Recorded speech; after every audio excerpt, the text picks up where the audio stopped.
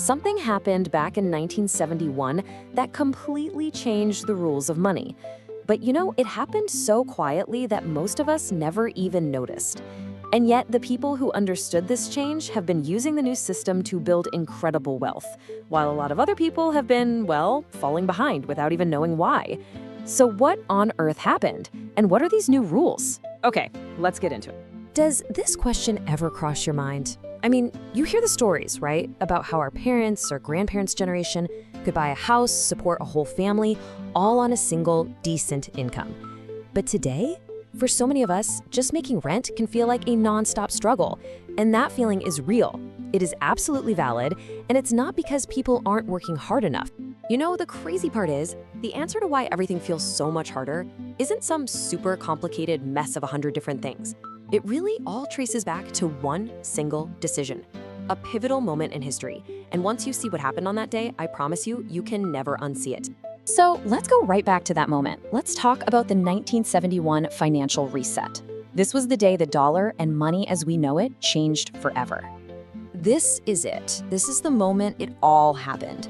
On a Sunday evening of all times, President Nixon gets on TV and announces that the United States would no longer convert its dollars to gold at a fixed rate.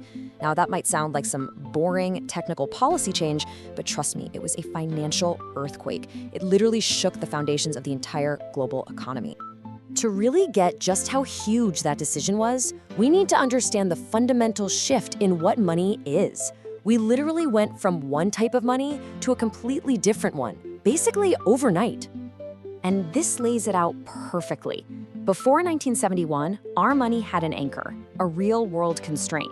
The government couldn't just print endless amounts of cash because every dollar was basically a claim check for a real, physical, and scarce asset, gold. But after 1971, that anchor was gone. Poof. The dollar became what's known as a fiat currency, which just means its value comes from the government saying it has value. And the most important part? This removed any real limit on how much money could be created out of thin air. And would you look at this chart? This is the direct result of that decision. When you take away the anchor, this is what happens. The money supply just goes vertical. It went from about $700 billion in 1971 to over $20 trillion today. It's an absolute explosion. They can now print as much as they want, and as you can clearly see, they have. So what happens when you flood the system with trillions and trillions of new dollars? Well, you get inflation. But it's so important to understand what inflation really is. It isn't just prices going up. That's just the symptom. The actual disease is the expansion of the money supply itself. When you print more money, every single dollar that's already out there becomes worth a little bit less. Your purchasing power, it just melts away. And here's the kicker. This devaluation of your money isn't just some random side effect. It's actually a mechanism. It is a tool for one of the biggest and quietest transfers of wealth in all of modern history. Okay, I want you to read this sentence and then read it again. This might be the single most important idea in this entire explainer. Let it sink in. Inflation isn't some neutral force that affects everyone equally. No, it actively takes wealth, purchasing power, from people who save cash and earn a salary, and it gives it to people who own assets. This is the absolute core of the game. So how does this actually work? Well, it's pretty straightforward. While the value of your cash in the bank is being eaten away by all that money printing, the price of scarce assets, things that can't just be printed, like buildings or shares in a great company, it goes up. Those assets become a lifeboat in a sea of inflation. The whole game is just this. Move your money from things that can be printed into things that can't. All right, so let's check the scoreboard. How have things played out since the rules changed back in '71? Well, the data shows this massive growing gap between the people who work for a living and the people who own the assets. Just look at these numbers. They're staggering. Since 1971, the median income has gone up by about 7 times. And you might think, hey, not bad.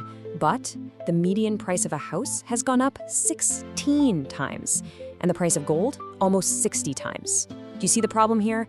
If your main source of wealth is your paycheck, you are on a treadmill, running faster and faster just to stay in the same place, while asset owners are on an escalator. You simply cannot save your way to getting ahead anymore. And here's where we get to the next level of the game: debt. See, most of us are taught that all debt is bad. Stay away. But people who understand this system know there are two completely different kinds. First, there's bad debt, like using a credit card to buy stuff that loses value. That debt definitely makes you poorer. But then, there's good debt. This is when you borrow money to buy an asset that goes up in value, like a rental property. You get to borrow today's dollars, which are worth more, and you pay the loan back over many years with future dollars, which are worth less due to inflation. All while the asset you bought is growing in value. It's a total game changer. Okay, so that's the problem. The game feels rigged against savers and wage earners, because, well, it is. But the good news is, once you know the rules, you can completely change how you play. So let's get into the playbook for this new financial world. This is gonna sound harsh, I know, but it's the uncomfortable truth of the world we live in. Your savings account is not a safe place for your money. Think of it more like a leaky bucket. Holding on to large amounts of cash for a long time is a guaranteed way to lose your wealth, your purchasing power. So, what do? How do you play this new game? It all boils down to this playbook right here. First, and this one is the most important, it's a mindset shift. You have to stop thinking like a saver and start thinking like an owner. Second, you start converting your cash into real assets. Your goal is to systematically move your money from dollars into things like real estate or stocks. Third, you learn how to use good debt as a tool to get those assets faster. Fourth, as your income goes up, you fight the urge to just upgrade your lifestyle, and instead you invest the difference. And finally, number 5, you never stop learning. You make it your business to understand how money really, truly works. This is the path forward. Look, this doesn't have to be some giant, overwhelming thing. You can literally start today. Just figure out your personal inflation rate, how much your own bills for groceries and gas are going up. I bet it's higher than the official numbers. Then do a quick audit of your finances. What percentage is sitting in cash versus what's in assets? And then just make a simple plan, even if it's just starting with a small amount each month into an investment. The most important thing is just to start. So here's the bottom line. Ever since 1971, we've been in a system that punishes people for saving cash and rewards people for owning assets. And that is not going to change. You can complain that the game is unfair, and frankly it is. Or you can learn the rules and start to play. Because the game is being played right now, whether you participate or not. The only question left is, what role are you going to choose?